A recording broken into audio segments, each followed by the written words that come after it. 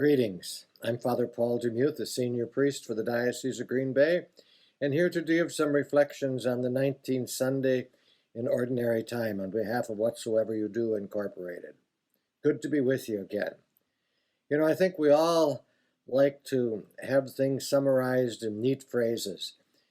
Older people, and I guess I got to include myself in that, often heard the phrase, work hard and you can achieve anything. Or even that other famous saying, just pull yourself up by your own bootstraps.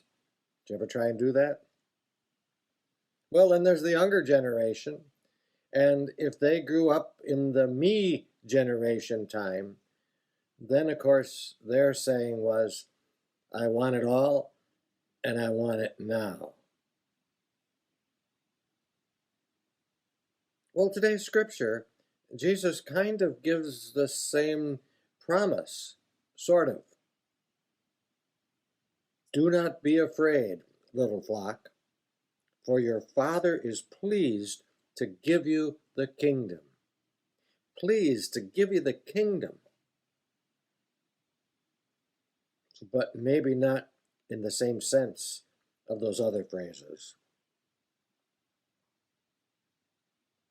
Every example that surrounds the scriptures today and that phrase about I am pleased to give you the kingdom says that there's something other than that puts very important spotlight on the promise. We heard in that second reading, faith is the realization of what is hoped for and evidence of things not seen. Faith and hope.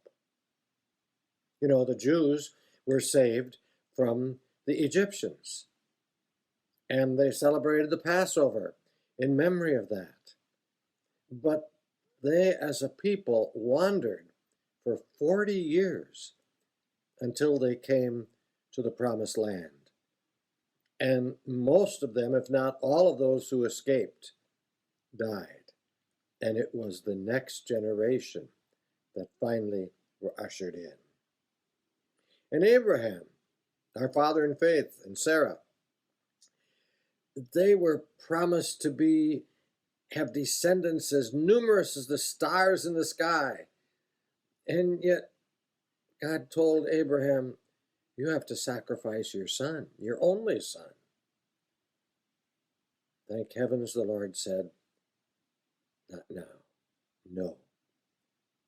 Pull away that knife.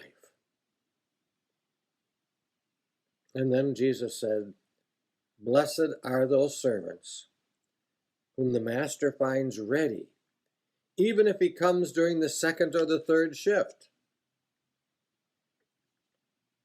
What trust that takes. It's really easy to be disappointed when we have hopes and promises, but they're not fulfilled according to our wishes or our timeline. How tempting it is to quit, to become cynical, to lose our faith even, when we confront, especially in our institutions, may they be government or even church or parish, where there's sin and failure. It's easy to just say, that's enough, I give up.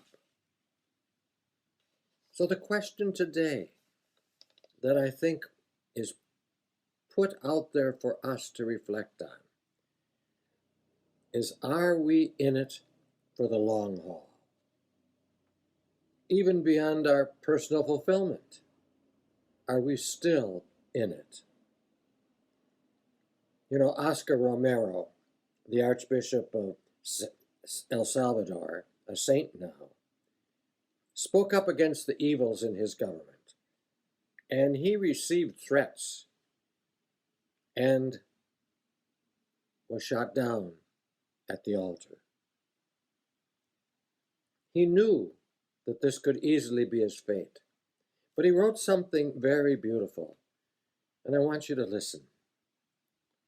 We are workers, not master builders.